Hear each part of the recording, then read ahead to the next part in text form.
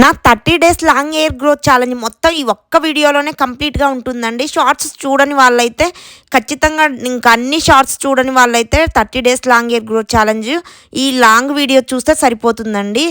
30 days long hair growth challenge చేస్తూ నేను ప్రతిరోజు చిన్న చిన్న షార్ట్ వీడియోల ద్వారా మీతో ఎన్నో టిప్స్ షేర్ చేసుకున్నాను. కానీ చాలామంది ఇలా అడిగారు, అక్క మేము అన్ని షార్ట్స్ చూడలేకపోయాం కదా, ఒకే వీడియోలో మొత్తం చెప్పండి అని. అందుకే ఈరోజు ఈ ఒక్క వీడియోలో నేను 30 డేస్ ఫాలో చేసిన ఇంకా ఇంపార్టెంట్ హెయిర్ గ్రోత్ టిప్స్ అన్నీ మీతో షేర్ చేసుకుంటానండి. ఈ వీడియో చివరి వరకు చూస్తే మీకు పూర్తి రొటీన్ అర్థమవుతుంది.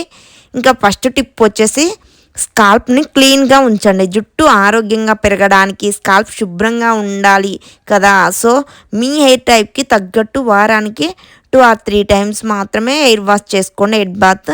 సో ఆయిల్ మసాజ్ ఖచ్చితంగా చేయండి. సెకండ్ టిప్ ఆయిల్ మసాజ్ అండి. ఇంకా అస్సలు ఇంకా ఆయిల్ పెట్టరు చాలామంది. 2 టైమ్స్ అయినా గోరువెచ్చని ఆయిల్ని తీసుకొని 10 minutes మసాజ్ చేసుకుంటూ, ఇది బ్లడ్ సర్క్యులేషన్కి అయితే యూజ్ అవుతుంది.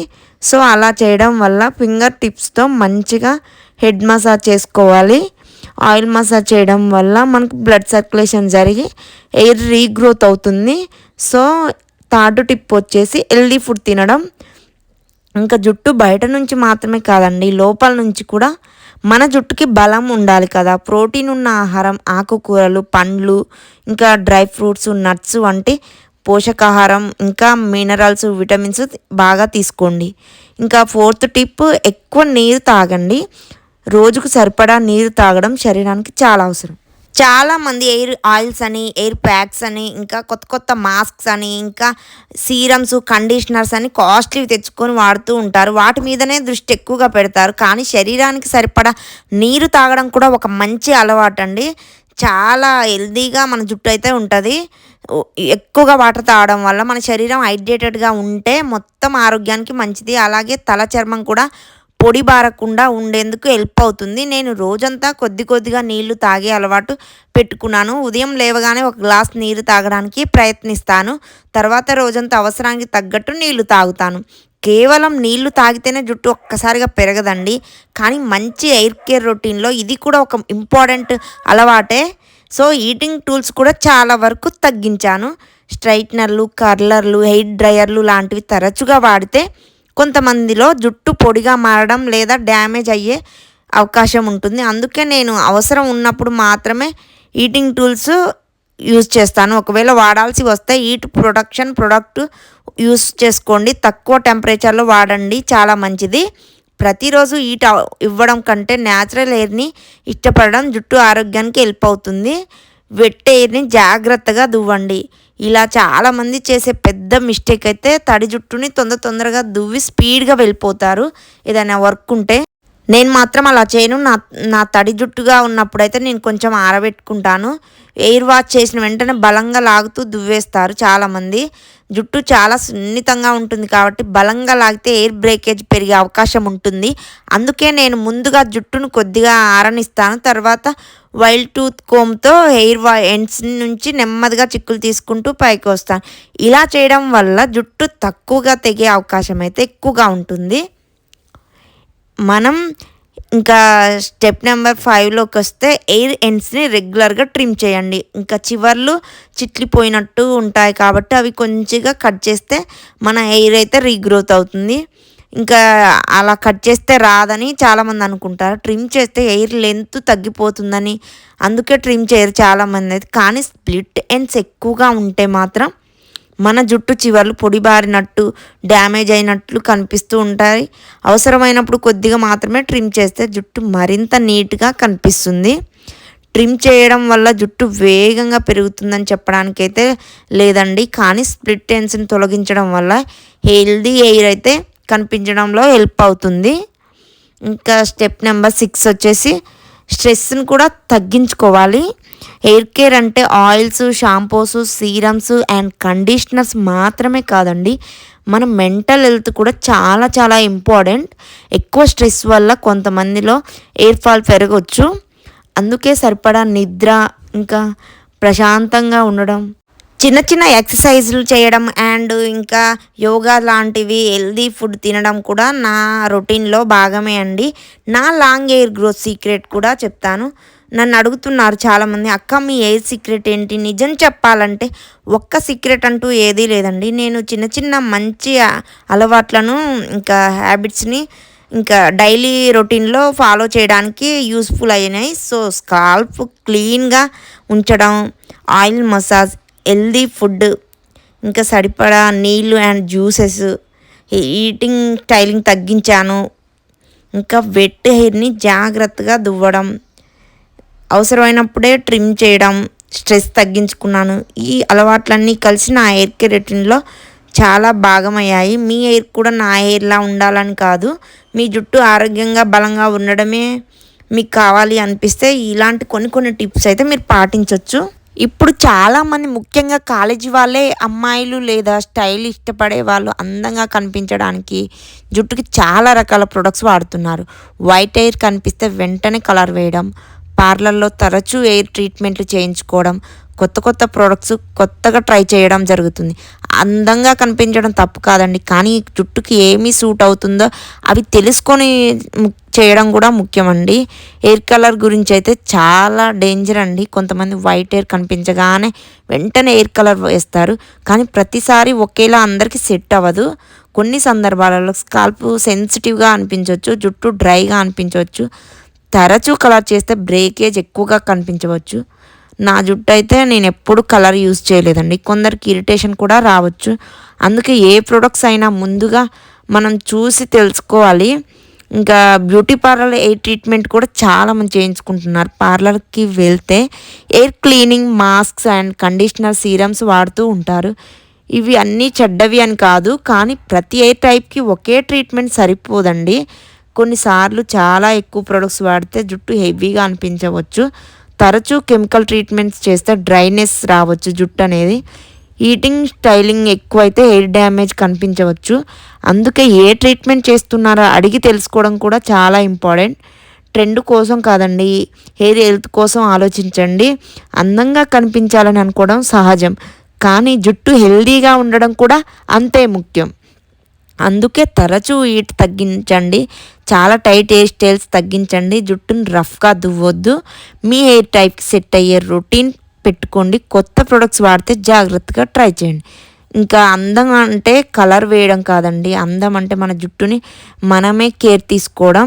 ప్రతి ట్రెండ్ ఫాలో అవ్వాల్సిన అవసరం అయితే లేదు. మీ జుట్టు ఎలా ఉన్నా ముందుగా మీ జుట్టు హెల్తీకి ఎక్కువగా ప్రాధాన్యత ఇంపార్టెన్స్ ఇవ్వండి. మీ ఆహారపు అలవాట్లు మీ జుట్టు ఆరోగ్యానికి కూడా ప్రభావితం అయితే చేస్తాయండి. జుట్టు పెంచడానికి ఏమేమి తినాలి, ఇంకా తింటే ఖచ్చితంగా పెరుగుతుందా అనే డౌట్ కూడా ఉంటుంది. హెల్తీగా తింటే మాత్రం ఖచ్చితంగా కొంచెమైనా గ్రోత్ వస్తుందండి.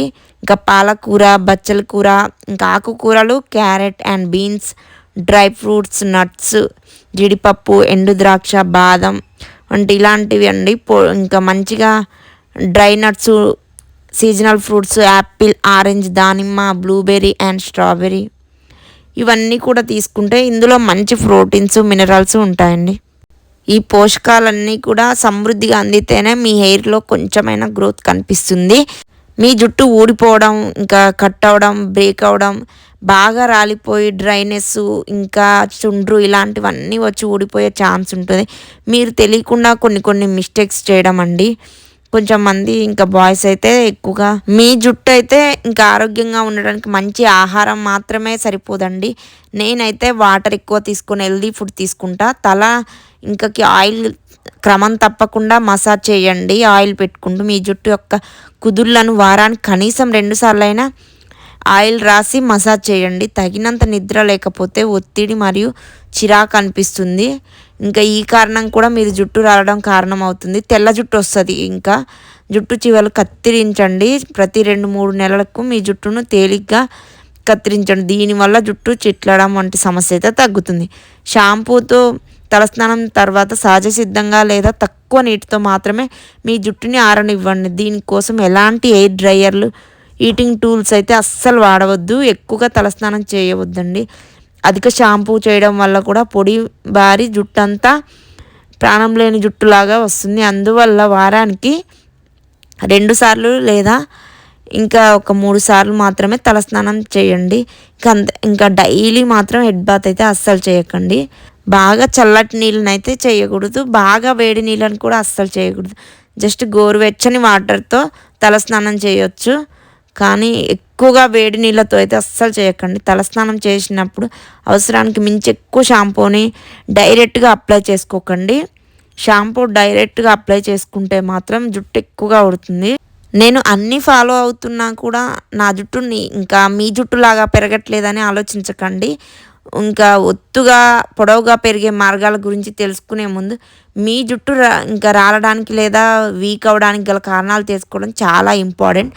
ఇంకా వయసు పెరుగుతోంది లేదా వంశపారపర్యంగా రావచ్చు, కొంచెంమందికి ఆహారంలో పోషకాహార లోపం ఉండొచ్చు, ఇంకా స్ట్రెస్ ఎక్కువగా ఉండొచ్చు, లేదా పీసీఓడి ప్రాబ్లమ్స్, హార్మోన్ ఇన్బ్యాలెన్స్, ఇంకా వాతావరణం లేదా ఇంకా ఏదైనా మార్పులు రావచ్చు.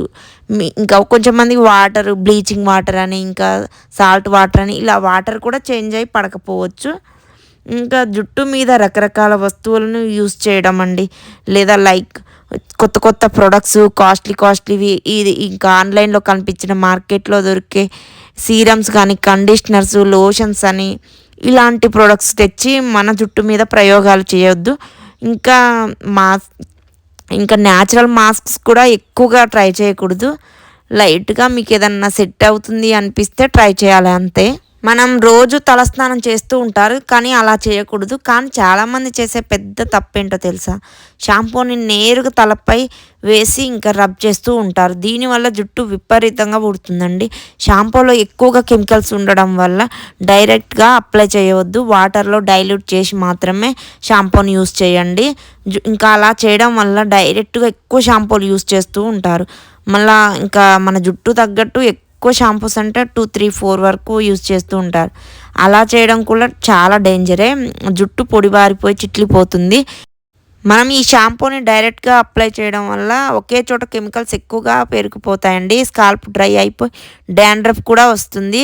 ఇంకా ఒక చిన్న మగ్గు లేదా గిన్నె తీసుకొని జుట్టు పొడవును బట్టి కొన్ని షాంపూస్ తీసుకొని అందులో డైల్యూట్ చేయండి. అందులో సగం వరకు నీళ్లు పోసి బాగా కలపండి. నురగ వచ్చేలా మిక్స్ చేయాలి. ఈ నీటి మాత్రమే తలపై ఇంకా పోసుకొని యూజ్ చేసుకోండి. స్కాల్ప్ మసాజ్ చేయండి. హెడ్ బాత్ చేసేటప్పుడు గోర్లతో అస్సలు రబ్ చేయకండి, జస్ట్ వేళ్ళతో మాత్రమే మసాజ్ చేయండి. మురికి అంతా కేవలం స్కాల్ప్ పైనే ఉంటుంది కాబట్టి స్కాల్ప్ మాత్రమే క్లీన్ చేసుకోండి. నేనైతే 30 days ఇంకా లాంగ్ హెయిర్ గ్రోత్ గురించి షార్ట్స్ చేశాను. అవి చూడని వాళ్ళు ఈ లాంగ్ వీడియో చూస్తే యూజ్ అవుతుంది. సో ఇంకా మీకేమన్నా డౌట్స్ ఉన్నా నెక్స్ట్ ఏమి వీడియోలు చేయాలో మీరే కామెంట్లో కామెంట్ చేయండి, అవే చేస్తాను. సో మీకు ఎలాంటి డౌట్స్ ఉన్నా కామెంట్ చేయండి. ఇంకా మీకేమన్నా మీకు ఎలాంటి వీడియోస్ కావాలి అనేది కూడా కామెంట్ చేయండి. ఇంకా నా ఛానల్ని ఖచ్చితంగా ఫస్ట్ టైం చూస్తే కనుక సబ్స్క్రైబ్ చేసి లైక్ చేయండి, షేర్ చేయండి. Thank you so much everyone.